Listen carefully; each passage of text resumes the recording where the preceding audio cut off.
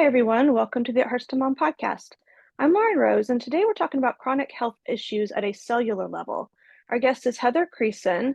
Heather is a cellular optimization specialist who helps people get to the root cause of unresolved health concerns, chronic illnesses, or mysterious conditions they're experiencing. Her goal is to help these individuals break free from the conventional medical model of chasing symptoms and get to the real issues that are keeping people sick and impeding their healing process. With nearly 2 decades of experience in the health and wellness industry, her passion is equipping people with practical, easy to implement strategies so they can approach their healing process with clarity and confidence. Thank you for coming on. Thank you so much for having me. I'm excited to be here. Yeah, so tell us about yourself. Like, what is your background and kind of what got you interested in helping people get to the root cause of their chronic health issues? Well, I've been in the massage and bodywork industry for over 16 years, and I've loved it. I've had a great time. But one of the frustrations in my industry, and maybe a lot of you have experienced this too, you go get a massage, and especially if people are in chronic pain, you're probably getting some of those regularly.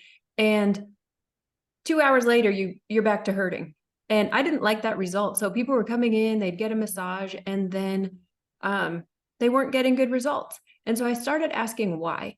And at a musculoskeletal level, it's like, okay, well, if your neck is hurting back here, maybe we need to work the front and loosen different things up. Or I just started that process of digging and asking questions and what needs to be strengthened, what needs to be stretched. And as I started digging and learning more about the body, I realized how interconnected our bodies are and how every single system has to be working together in order for healing to occur. And that's where so much goes wrong with our modern medical system. And like I said, even with massage and that type of stuff, we're looking for where people hurt and what's tight, but we're not looking for why that's happening. And so for 16 years, I've been on that journey of asking, well, why is this happening? And so if you have chronic muscle pain, muscle and joint pain, well, that ties into inflammation. What manages inflammation? That's our immune system. Our lymphatic system clears that stuff away. So you have to look at how all of that stuff works together. And that's what I get to do on a daily basis. And I love it. That's really cool. Just the more I learn about the body, even though I don't fully understand it, the more I'm just fascinated at how interconnected everything really is. So I think that's really good. So if people like come to you with a list of symptoms that they're experiencing, how do you even determine where to start? This is something I love because in our we have so many different symptoms and it can be really complex. I'm not a physician. I don't diagnose, I don't treat, I don't prescribe. What I get to do is look at what's going on. And the very first thing, if anybody's experiencing any number of symptoms or they have these diagnoses, I look at how the body's getting rid of waste and toxins that accumulate. Because if your cells are surrounded by waste and toxins, they're not going to be able to heal. And our world is toxic. I mean, we're dealing with pesticides and herbicides and fungicides and like glyphosate, that active ingredient in Roundup, that's in our air, our water, it's on all of our food, even organic stuff. And our bodies just are under a very different toxic load these days. A lot of pollution and all sorts of stuff going on. But I want to see how the body's getting rid of waste and toxins. So first thing I ask is if somebody's having regular bowel movements. Are you having at least 1 to 2 bowel movements a day? The next thing I start looking at is the liver function. And the liver is really, really cool. It does so much stuff for us. One of the things it does is produce bile. And we might pass over the significance of that because if we have a gallbladder issue, the gallbladder is where bile is stored. They just cut it out. They're like, you can survive without it. And you can survive without it. But bile is a binder. And what that means, bile binds to the toxins that the liver processes and carries them into the colon to get them out of the body. So if we have sluggish bile, if our livers aren't functioning well, we're not binding those toxins and getting them out. So therefore, they get stored in our tissues, specifically fatty tissues. It can be stored in the brain or any number of places. Sometimes it'll manifest in a skin condition if it stayed in the circulatory system. So it's very interesting how the body communicates those symptoms. The next system, and this is one that I adore, this is my favorite one to talk about, is the lymphatic system. So in those drainage pathways, the lymphatic system is what clears waste and toxins away at the cellular level. So if the lymphatic system is congested, then we're not getting nutrients to those cells. We're not getting oxygen to those cells. But you need to have a healthy liver because your liver produces about 50% of your lymph. So this is how the body's drainage pathways work. And that's why we need all of them working together. You can't isolate the lymphatic system. You can't isolate your digestive tract. You've got to really look at how everything is connected and moving. That's one thing that I like about like functional medicine or holistic practitioners, that they're not specializing in one system. They're actually looking at the entire body and how it all relates. So I think what you're doing is really important, and what you're talking about is super critical. How does the lymphatic system you were just talking about tie into chronic pain? Well, the lymphatic system is, let me back up. I'm going to connect some systems here. So Okay. the vagus nerve is a really cool one. It regulates your body's response to stress, or it helps do that. And it also helps regulate the inflammatory response in your body. So the lymphatic system is what helps clear those fluids away. It helps clear inflammation out of your body. So if you have a congested lymphatic system, you have your lymph vessels and capillaries, that can actually put pressure on the vagus nerve where they touch, and that can start dysregulating function. So that could look like chronic pain. It could look like chronic disease. It can also reduce the flow of things, so reducing blood flow. And if you're not getting good blood flow, that's also going to create chronic pain because you're not getting oxygen into those tissues. So that just is a host of things that contribute to this inflammatory response. If vagus nerve has pressure on it, it's becoming dysregulated. And so the lymphatic system, as you clear that congestion away, the nerves can start to function better. And therefore, you get more oxygen to your nerves because you have better blood flow. And then that chronic pain, if it's coming from a lymphatic nature, can start to alleviate. There are other things that cause chronic pain that are deeper root cause issues. But if you want to get any of those resolved, you have to get lymph moving. That's so interesting. I didn't know that the lymphatic system was related to, chronic pain at all. But I mean, it makes sense. If your cells aren't getting oxygen and nutrients, what's going to happen? Your body's not going to be happy, and it's going to cause probably, I guess, a whole host of symptoms. Mm-hmm. And the symptoms look different for everybody. There's sure chronic pain, chronic disease, but there's so many: brain fog, exhaustion, Mm. fatigue, all these different things. But it could be coming from a very similar root cause, and part of it will always be lymphatic flow. So it's been really interesting to be able to teach people how to do that, and watch them adopt it into part of their daily practices and see how it helps them. Do you see a lot of success, I guess, when you teach people how to do this, that some of their symptoms resolve? Oh, yeah. A very interesting one. So this is just a quick example. When COVID came out, that very first round, it had a nature of very achy muscles and joints and a lot of headaches and that brain fog. And as I started working on people, and this is before long COVID became a thing, any of that, I just started working the lymph nodes, and a majority of those are around your joints, and people's pain it was getting better in 1 to 2 sessions. And I was blown away because in massage, you're not typically going to get that quick of a result if you're working muscles. But when you work lymph, you can get a really quick response because you get fluid flowing. So some people they have a lot of joint pain. One of the things you can take a look at are the lymph nodes around those joints, because maybe that's part of the issue. That's really that's really interesting. And what are some other root causes that like can contribute to chronic inflammation, aka, chronic pain and chronic disease?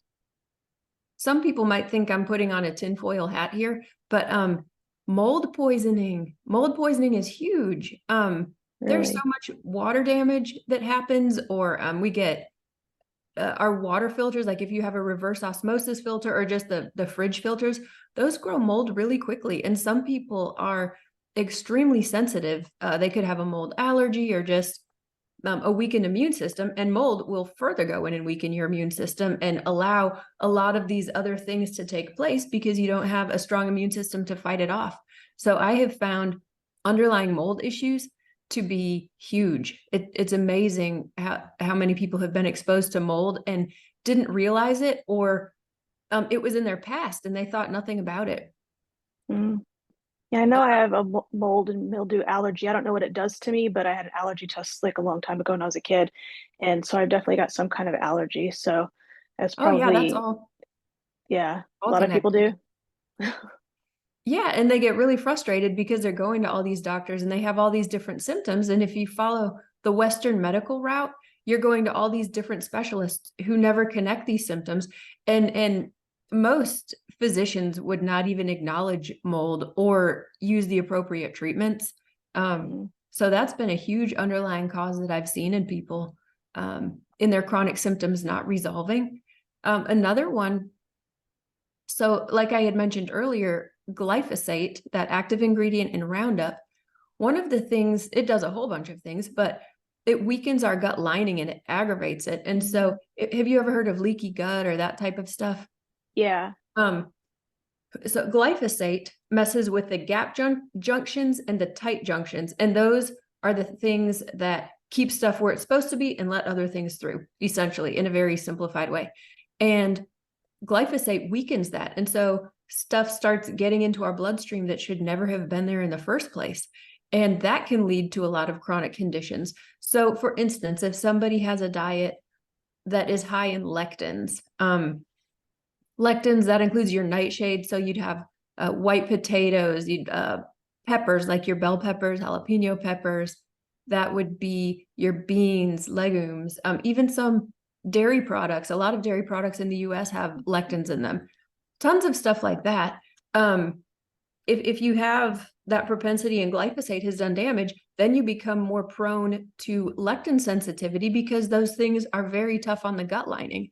That can cause a lot of chronic pain. So just looking at stuff like that and looking at the entire picture of a person, what are their exposures, what's going on in their life, what type of stress are they under? I take all of those things into account when I'm working with people. That's really interesting. So, like these things that you do with the vagus nerve and the lymphatic system, are these things that people can do like at home by themselves, or do they have to go to somebody to get it done? I love teaching stuff that people can do on their own. So the lymphatic system, you can go get wonderful lymphatic drainage massages from professionals. They are fantastic. You'll get great results when you're in the hands of somebody who's very capable at it. It's a fantastic modality, but it gets expensive. It's time consuming. And so I love giving people the skill set to be able to have it and do it on a daily basis. And it doesn't have to take a lot of time. There are some resets that I teach that you can do them in the shower and all sorts of different things. Vagus nerve, a huge one is just resetting your posture. So lift your sternum up, align your head over your shoulders. Our lymph drains right behind the collarbones into the subclavian vein. That's what takes it back to the heart and gets it into our circulatory system. And even something as simple as sitting up straight and keeping our head in alignment, because we're so used to popping our heads forward, that can open up that area and start taking pressure off of it so we drain properly. And the vagus nerve also comes from like this behind the angle of your jaw, and it comes down behind the collarbone. So if you get lymph flowing because you improve your posture, then you're going to start taking that pressure off your vagus nerve and things start to work better. And if you lift your sternum, you're also able to start breathing deeper. So your diaphragm is able to descend properly upon inhale. When your diaphragm descends, you're going to be pumping lymph through the abdomen and you get that massage on your organs. The vagus nerve also runs through your diaphragm. So as your diaphragm moves up and down, it's giving your vagus nerve a massage, and that is helping to regulate your stress response, get you out of fight or flight and into a healing state, because we need to be in that healing state in order to heal. We can't every single day be trying not to die or not literally die, but we're in Yeah. survival mode. We can't go day to day like that and heal at the same time. So we have to encourage our body into that healing state. And everybody has different things they're coming from. Some might be emotional trauma and that type of stuff. And I don't deal with that. That's not my that's not within my scope of practice. But if I can help somebody regulate their nervous system in order to give them margin to be able to do deeper healing work, that's what I love doing, and reduce physiological stress. So just giving people really quick and simple tools they can implement to really start changing stuff at that cellular level. So you've given us, I mean, some really easy and practical, things that we can do. Are there other steps we can take right now, like to improve our health at a cellular level that you can think of? Well, one thing you can do, just massage right over your collarbones. Just over top of them, go in circles. You can even tap them. And then you go behind that angle of your jaw and you rub. And you can tap that too.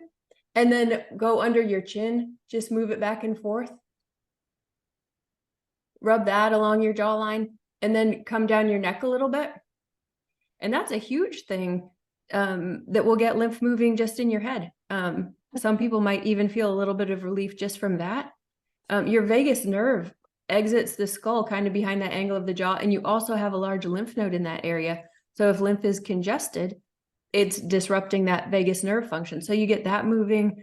Tongue position is a huge one. If you put on a big cheesy smile and lift your eyebrows and then clench your teeth and swallow, that's where your tongue is supposed to be. And if you get your tongue position right, that changes everything. That's really kind of funny. Yeah, once you feel it, you can practice that at stoplights. People might think you look weird, but that's when I do it. Because I'm like, okay, I don't have a whole lot of time in my day. Sometimes I don't have the energy for it. But yeah, make a big cheesy grin, lift your eyebrows, clench your teeth a little bit, and then swallow. And that starts retraining your tongue to be at the roof of your mouth.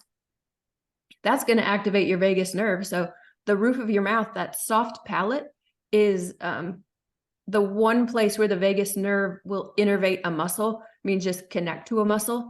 And that is going to help with your body's stress response. So even just something as simple as swallowing properly and keeping your tongue properly positioned.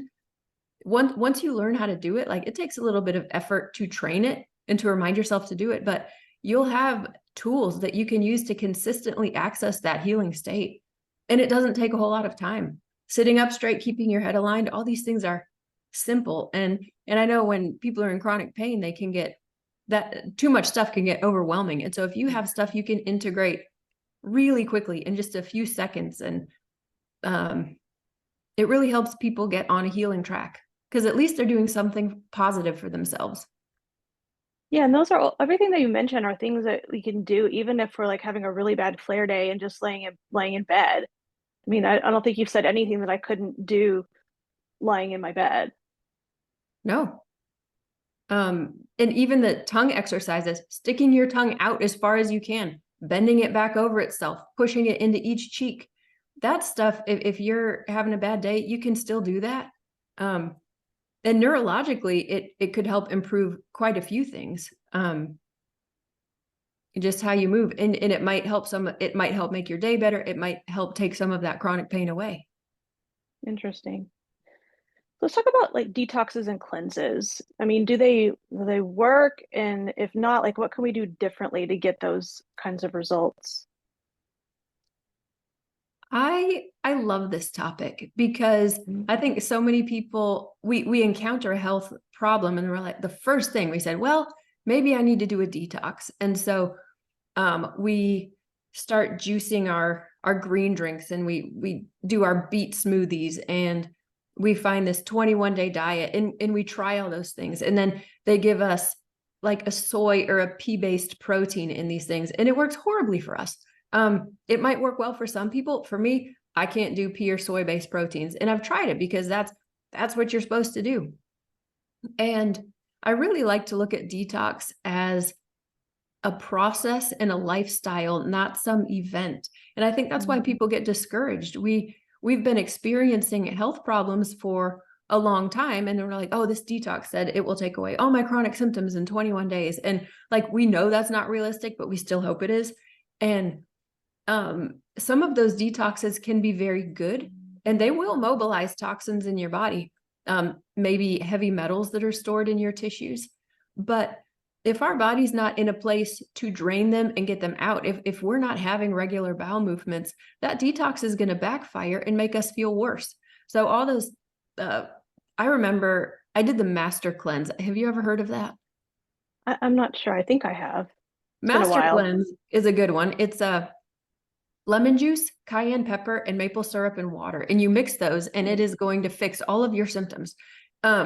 And I say that jokingly. So that was one of the first detoxes I ever tried. I remember at one point I was hungry and stuff, and I'm drinking maple syrup straight from the bottle. I was like, this is insane. And I got really sick from that one. But everybody celebrates those detox symptoms. You get headaches, you feel achy, you get a flu-like feeling, exhaustion, irritability. All of these things are like, oh, that means your detox is working because you feel these things. They'll go away. And really, it mobilized too much stuff that my body wasn't in a position to process, and made everything worse. I had horrible skin flares, and it took a long time to clear it up. But if you start looking at detox as a lifestyle, so reducing the amount of toxins overall that are coming into our body in the first place, and then facilitating the removal of those toxins by increasing and enhancing your the function of your drainage pathways, that's going to help you have a much easier detox with not such harsh and exhausting reactions. Because if we're running on just a little bit of energy because of chronic pain or whatever chronic health concerns we're experiencing, that crash can be really huge for us. It might work for some people, but it can take other people out for days or weeks. And we don't always have that margin in our lives to do it. So that's why I love looking at how everything's working together in the body and doing it very gently. Like, this doesn't have to be some 7-day or 21-day thing. This is just a gradual process of changing what's coming into our bodies and what's going out of our bodies.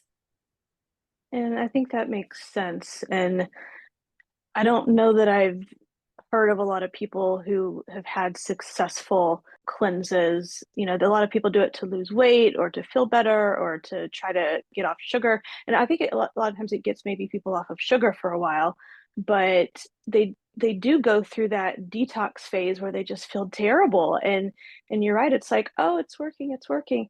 But is your body supposed to feel that terrible? Exactly. And typically, if it's feeling that terrible, it's because something lower down the line isn't moving well. Or you can feel really terrible just because you're trying to withdraw from sugar and caffeine and all these things that we have been craving. And that's a terrible withdrawal symptom. But yeah, that's a shame that so many detoxes focus on weight loss, because that's really not the point. And one of the reasons that there can be stubborn weight gain and that it's tough to lose is because of toxins that are stored in our bodies. Our bodies are smart, they're very intelligent, and they always do stuff for a reason. So holding on to weight can be a symptom, and it's like, I don't know how to process all these toxins, so I'm going to store it in adipose tissue. And then you do a detox and start mobilizing that, and your body's not in a place to handle it. So I mean, I've fallen for that trap, but it does not work. So then if these, fads, whether they're detox fads or something else, are just detrimental to our bodies, but so popular, like, how do we know what health advice is good and what's just, complete garbage? Like, how do we navigate the pitfalls of the popular health advice? I think one of the biggest things is reading the food labels. Even if you just look at, like I said, certain proteins, if you have a soy protein isolate in a detox product, that is so processed, it's not going to do good things for you, and it will increase the toxic burden that your body has to process. They make soy protein isolate by adding hexane to get it into a state that we can eat. And it's It's just not good for our systems. And so we might take vitamins, and you see on the label maltodextrin. That's a filler, and it's not something that's going to support our body in healing. Anybody who's promising a quick fix, it's not. This is a lifestyle. Just, I know that quick fix marketing and all of that stuff is very attractive, and we're like, oh, good, this might finally be our answer, but just ignore it. It's not going to be a good answer.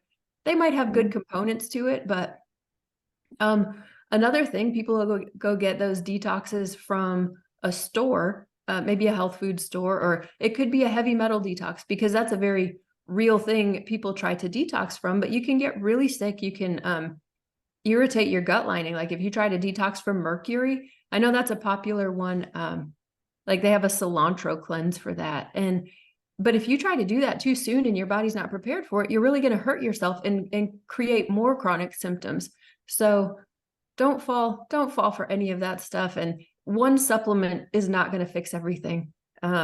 It's really a strategic approach to supplementation and nourishing your body, but getting stuff out. So if you had like one piece of advice you'd give to somebody with chronic pain or health issues, what do you think that would be? It would really be to get lymph moving. Okay. I know that I say it's the third one up on the drainage pathways, but even if people are experiencing constipation, if they're experiencing sluggishness in other areas, when you get lymph flowing, everything else is going to start flowing too. I've had really good results with people just getting that moving, because like I was talking about earlier, if the lymph is pressing on your nerves, that's going to dysregulate their function. And so if you can take some of that pressure off a nerve, specifically the vagus nerve, that's going to help with your digestion, because that nerve goes all throughout the digestive tract. It connects to your heart, your lungs, your liver. So if you just start getting lymph moving, some people will recommend exercise. Other people will talk about rebounding or dry brushing. I have a very specific way that I teach it, just because I work in the order that lymph drains. So obviously I'm going to be working close to the collarbones when I first start, and then working my way out to the extremities, versus a lot of people will teach dry brushing from the extremities inward. I teach it a little differently, but as long as you're getting lymph moving, that can make a really profound difference in chronic pain. No, that's awesome and really informative and interesting. So where can we get more information about you and what you do? My website is defyyourlimits.com. And if you go to my resources page, that's in the menu, I've got everything right there. I've got some freebies.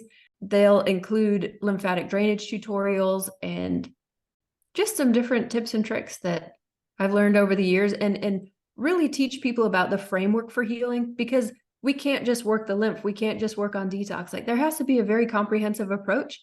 And you can use that to evaluate other practitioners you're working with too. Like, okay, are they hitting all these areas? If people aren't doing nervous system work with you and teaching you how to regulate that stress response, your healing process is going to be slowed, and you're not going to be able to heal as well.